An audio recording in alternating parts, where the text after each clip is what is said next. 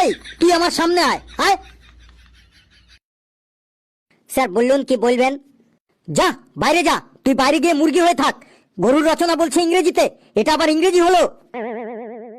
এদিক ওদিক কি দেখছিস? যা বাইরে যা, মুরগি হ।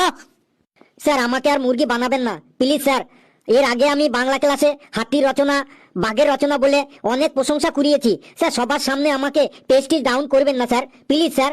আজকে ছেড়ে দিন, কালকে ভালো করে পড়ে আসবো, একদম পাক্কা স্যার। সবার সামনে যখন প্রশ্নের ঠিকঠাক উত্তর বলতে পারলি না, তখন তোর আর কোনো পেস্টিজ ডাউন হলো না। আর এখন আমি মুরগি হতে বলেছি, এখন তোর পেস্টিজ ডাউন হয়ে যাবে। যা, কথা বাড়াস না, মুরগি হ যা। এত রেগে যাচ্ছেন কেন স্যার? একটু শান্ত হয়ে বলুন না স্যার, আপনার সামনেই তো আমি দাঁড়িয়ে আছি। স্যার মুরগি বানাবেন না স্যার, প্লিজ স্যার মুরগি বানাবেন না। তুই আমাকে আর রাগাস না, যা তাড়াতাড়ি মুরগি হ, না হলে কানের নিচে এমন একটা দেবো না, বাইরে গিয়ে পড়বি। আজকে ফেলুর 12টা বাজবে, দেখি ও কেমন কেরামতি দেখাতে পারে, ও স্যারের হাত থেকে কি করে বাঁচতে পারে, একবার দেখি। স্যার আমি মুরগি হতে পারি না, আর আমি যেদিনই মুরগি হই সেদিন স্কুলে কিছু না কিছু একটা খারাপ ঘটনা ঘটে যায়। যে টিচার আমাকে মুরগি বানায় সেই টিচারের কিছু না কিছু একটা হয়ে যায়। তুই মুরগি হলে কি হয়ে যায় টিচারদের? আপনি জানেন না স্যার? কই না তো। ঠিক ঠিক, আপনি ঠিকই বলেছেন। আপনি জানবেনই বা কি করে? আপনি নতুন এসেছেন তো, কোনো টিচার আপনাকে কিছু বলেনি এই ব্যাপারে? কথা না বাড়িয়ে তাড়াতাড়ি বলে ফেল, তোকে যে টিচার মুরগি বানায় তার কি হয়? স্যার মন দিয়ে শুনবেন, গত বছরের ঘটনা।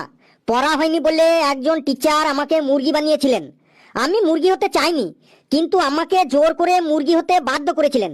টিচার মানে গুরু, আর গুরুর আদেশ পালন করা আমাদের কর্তব্য।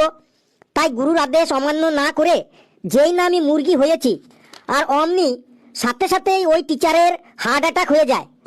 সাথে সাথেই ওনাকে হসপিটালে ভর্তি করা হয়। তারপর হসপিটাল থেকে 1 মাস পর ছুটি পেয়ে ওই টিচার এখান থেকে ট্রান্সফার নিয়ে অন্য স্কুলে চলে গেছেন।